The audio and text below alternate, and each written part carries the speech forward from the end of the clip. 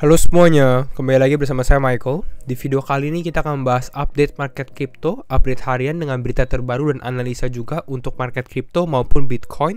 Dan ya, kita akan coba update. Dan kalau misalnya teman-teman suka video ini, jangan lupa untuk share videonya, like, ataupun subscribe.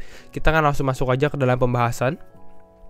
Untuk hari ini kita bisa lihat memang market bisa dibilang relatif hijau gitu ya. Bahkan Bitcoin kembali lagi ke level 20.000. Jadi memang kalau dalam beberapa hari terakhir gitu ya, kita bisa lihat pergerakan Bitcoin ini cukup fluktuatif gitu ya. Nanti kita lihat lebih detail di analisa teknikalnya aja. Dan nanti kita lihat juga analisa kira-kira apakah selama beberapa hari ke depan kita bisa bullish mungkin ya, mengalami kenaikan, atau kita akan mengalami koreksi juga. Kita akan membahas beberapa skenario ya. Kita lihat dulu untuk update market crypto, di mana Bitcoin di level naik sekitar 3,9%, cukup lumayan. Ethereum 4,3%, BNB naik 5%, Solana 7%. Jadi beberapa altcoin naiknya juga cukup signifikan. Sandbox 10%. Kita lihat juga ada CRV naik 10%, Convex Finance 9%, Avalanche, Mana, GMT, Sol ya mengalami kenaikan, Rune. Jadi cukup beberapa yang mengalami kenaikan, lumayan. Apakah ada yang mengalami penurunan? Ada, seperti USTC ya, ada PXG, Clayton, Arweave, tapi nggak terlalu signifikan sebenarnya ya penurunannya. Relatif mungkin lebih banyak yang mengalami kenaikan. Kalau kita lihat Fear and Greed Index, kita di level 18.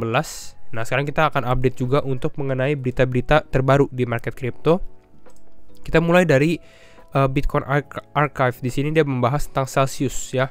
Kita sempat membahas Celsius selama beberapa video terakhir, di mana Celsius ini menurunkan harga likuidasi Bitcoin yang mereka gitu. Sempat beberapa minggu yang lalu Celsius ini bisa dibilang hampir terkena likuidasi gitu ya dari posisi Bitcoin yang mereka. Tapi selama beberapa hari terakhir kita bisa lihat Celsius ini berhasil menurunkan dari 8.000 ke 4.000, bahkan sekarang ke $2.700 gitu. Jadi dia paid another $40 million atau 40 juta dollars untuk Bitcoin loan-nya mereka atau hutang Bitcoin-nya gitu ya, dengan harga likuidasinya 2.700. Pertanyaannya sebenarnya adalah kenapa Celsius baru sekarang mau menurunkan harga likuidasinya gitu. Lalu kita bisa lihat juga dari mana dia mendapatkan capital atau funding gitu ya untuk menurunkan harga Bitcoin loan-nya gitu. Karena Celsius ini sempat adalah ancaman untuk menjadi bangkrut istilahnya gitu ya. Tapi kita bisa dari sini dia malah menurunkan harganya, berarti dia mendapatkan funding yang cukup besar juga gitu, antara internal funding ataupun eksternal.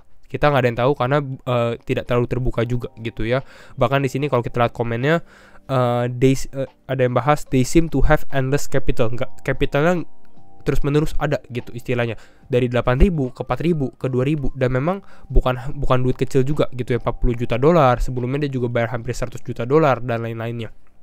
Jadi ini yang terjadi di Celsius. Jadi mungkin ini Celsius bisa dibilang tidak akan, mungkin 99% gitu ya, kalau misalnya Bitcoin ke 2.700 lagi. Tapi sedikit kemungkinan yang sangat kecil kalau misalnya Celsius ini akan terkena ancaman likuidasi dengan harga liquidation price yang sekarang dia ambil gitu. Selanjutnya kita lihat juga untuk di sisi lain gitu ya, company crypto lain, Voyager, di mana Voyager seeks bankruptcy protection amid crypto credit crisis. Jadi yang satu ini menurunkan harga likuidasinya Celsius, tapi untuk Voyager malah untuk bankrupt.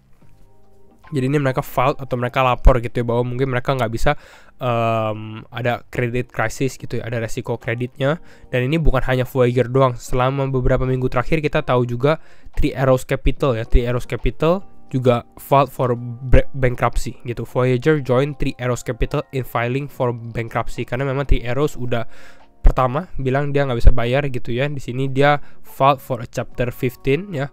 Kalau Voyager ini chapter 11, walaupun detailnya kita kurang tahu. Selanjutnya kita lihat juga pergerakan market. Kira-kira selama minggu ini ada apa sih yang cukup besar di market crypto gitu ya. Mungkin kalau kita lihat secara dalam waktu dekat ya, mungkin paling dekatnya ini hari Kamis gitu ya, hari Kamis dini hari, berarti mungkin ya Kamis dini hari di waktu WIB gitu ya, jam 1 akan adanya rilis yang namanya FOMC meeting minutes ya. Mungkin pada saat meeting minutes ini bisa terjadi fluktuasi gitu mungkin, karena di sini kita lihat juga 3 bintang, dan memang meeting minutes ini sebenarnya kita bisa lihat ini hanya adalah detailed record of the committee policy setting meeting held about 2 weeks earlier. Jadi ini adalah bisa dibilang laporan dari FOMC sebelumnya gitu. Jadi secara regulasi sebenarnya sama, tapi mungkin ini dia akan provide lebih banyak detailnya, mungkin kenapa memilih keputusan tersebut dan lain-lainnya. Jadi lebih detail aja.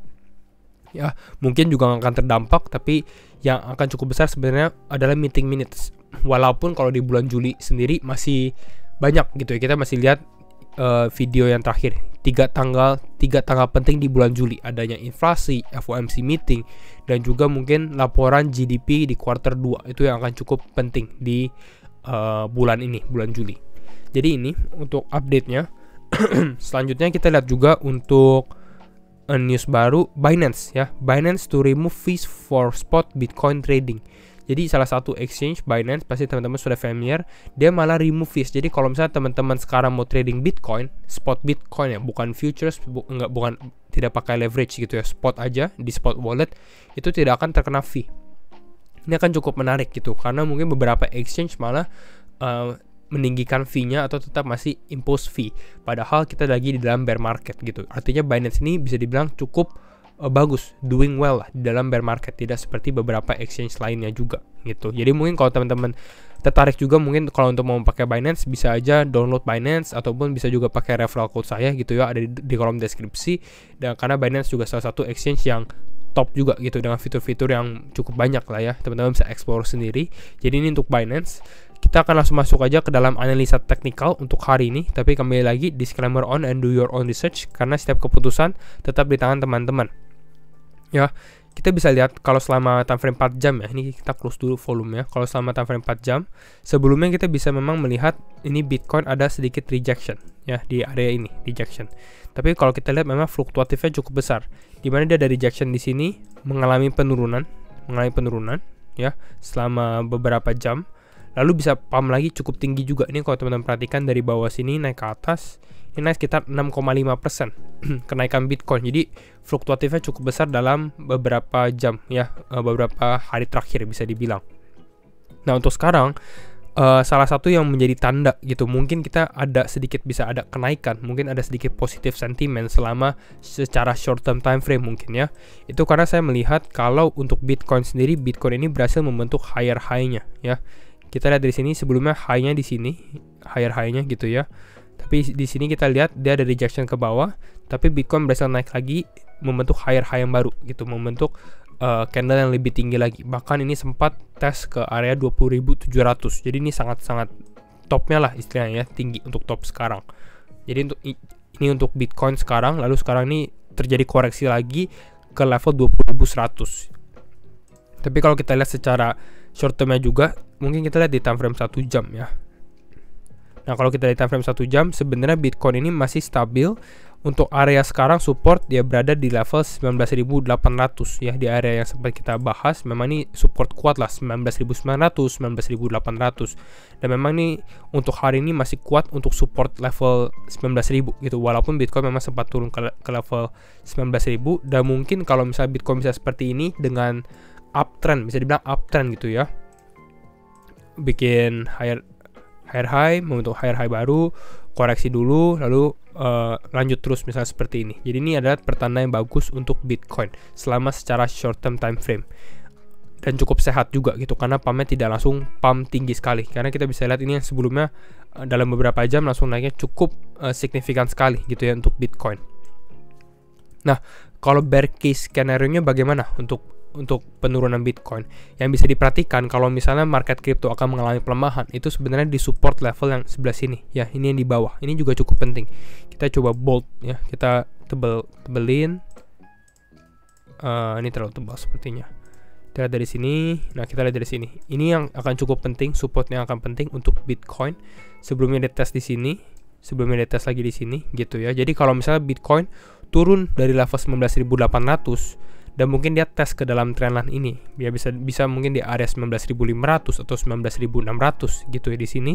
Nah ini akan menjadi pertanda penting, apakah trendline yang warna kuning ini yang di bawah ini bisa hold atau tidak, bisa bertahan atau tidak. Karena kalau misalnya tidak bertahan, ini akan menjadi pertanda ya, bisa dibilang mungkin Bitcoin bisa mengalami penurunan gitu ya, sign of weakness juga. Nah tapi perhatikan juga bahwa memang di level di sini kita lihat ada level minor supportnya juga, itu berada di kisaran level 19.400 di level ini. Jadi mungkin ada kemungkinan Bitcoin turun misalnya, dan mungkin ada penurunan atau wick panjang ke 19.400 lalu dia kembali naik lagi. Kalau seperti itu masih oke gitu ya. Tapi kalau udah turun dari level 19.400 ini harus diperhatikan juga gitu ya. Karena mungkin level 19.400 ini akan tidak kuat menahan Bitcoin, dan mungkin Bitcoin ada potensi untuk retest ke bawah lagi ke area 18.900, dan karena kita sudah tes cukup sering juga gitu ya, udah cukup lama testing di area ini, bisa ada kemungkinan juga untuk mengalami penurunan lebih dalam lagi gitu. Ini untuk Bitcoin. Tapi kalau untuk sekarang secara analisa, kalau disuruh pilih arah misalnya ya, mungkin Bitcoin bisa mengalami penguatan. Nah, target penguatannya itu sampai berapa gitu? Itu mungkin pertanyaan kita juga. Mungkin kalau untuk penguatan Bitcoin bisa tes mungkin ke area level resisten berikutnya. Resisten berikutnya ini kalau berdasarkan kita punya analisa mungkin berada di kisaran level di sini ya. Ini kita extend coba ya. Nah, ini berada di kisaran level berapa?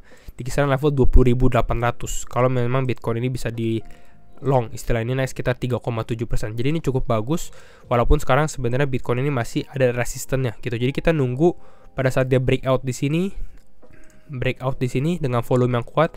Kalau kuat mungkin Bitcoin bisa tes ke area 20.800. Walaupun kalau dia tes ke atas ini belum bisa dibilang bahwa kita akan mengalami bull market atau kembali naik lagi ke level 25.000 atau 27.000, kira-kira seperti itu. Karena apa? Karena saya masih memperhatikan volumenya Bitcoin gitu ya. Kalau kita perhatikan volumenya Bitcoin sebenarnya masih kurang gitu ya. Jadi ada kemungkinan sebenarnya kita naik ke atas ya, tapi di atas ini Bitcoin ada rejection gitu ya, baru kita mengalami penurunan lebih dalam. Jadi pada saat ada penurunan di sini, justru ini kalau teman-teman buat long invest atau buat jangka panjang, nah itu adalah waktunya untuk dollar cost averaging gitu ya. Ini secara outlook beberapa hari ke depan. Dan kembali lagi ini hanya analisa gitu ya, setiap keputusan tetap di tangan teman-teman. Jadi ada kemungkinan seperti ini, mungkin bisa kereject di area 20.800 atau mungkin di area level high-nya sebelumnya. Ini di area sekitar level berapa nih? 21.000 gitu ya, di area sekitar 21.000. Jadi ini untuk analisa Bitcoin kira-kira seperti itu, karena resisten di sini akan cukup kuat istilahnya. Dan ini kalau teman-teman perlu diperhatikan lagi secara volumenya ya. Kita close ini, kita keluarin volumenya. Nah, kita bisa lihat memang selama beberapa hari terakhir kita terjadi penurunan gitu. Ini 7 candle merah gitu ya untuk Bitcoin, dan memang kita lihat ada selling volume cukup besar. Dan kalau teman-teman perhatikan untuk buy volume sendiri kurang gitu, masih kurang sekali. Kalau misalnya kita mau kembali naik ke atas, kita membutuhkan volume yang lebih besar gitu. Ini dari time frame daily. Kalau kita lihat dari time frame mingguannya lebih kelihatan lagi gitu ya. Kita bisa perhatikan, kita menemukan candle yang sangat besar gitu ya, volume orang panic selling di sini, tapi kita tidak melihat volume buy yang cukup tinggi lah istilahnya ya, atau sama dengan ini. Jadi ini membuat kita berpikir apakah bottom sudah in atau belum. Kalau kita dari seperti ini mungkin masih ada penurunan lagi gitu. Kita nggak tahu apakah Bitcoin akan membentuk lower low yang baru, turun dari 17.500, atau ini adalah low-nya dia. Tapi kelihatannya kalau dari volume kurang meyakinkan sebenarnya ya. Jadi kira-kira itu untuk Bitcoin. Selanjutnya kita lihat juga untuk Bitcoin dominance. Secara time frame 4 jam Bitcoin dominance di berapa? Kita lihat dari sini, volume kita turunkan. Oke, Bitcoin dominance masih sideways ya, belum memilih arahnya juga gitu, belum ada tren yang sangat signifikan ya, karena kita menunggu trennya Bitcoin dominance ini memilih arah istilahnya ya. Kita lihat dari sini di mana Bitcoin dominance arahnya cukup kita tahu ya di mana Bitcoin dominance ini mengalami kenaikan, lalu pada saat di sini Bitcoin dominance mengalami penurunan gitu. Jadi di sini dia masih zone of belum ada keputusan antara Bitcoin dominance ini akan kembali naik ke atas baru turun ke bawah, atau ini akan lanjut turun ke bawah seperti ini. Karena di sini dia sideways sudah beberapa hari. Kita lihat dari sini, kalau kita lihat lebih detail ya, ini sideways berapa hari, sekitar 2 minggu lah ya, 2 minggu sideways, tidak terlalu membentuk keputusan. Jadi mungkin itu untuk update market crypto hari ini. Jadi kalau misalnya teman-teman suka video ini, jangan lupa untuk share videonya, like ataupun subscribe. Dan sekali lagi thank you semua for watching, and see you in the next video. Bye bye.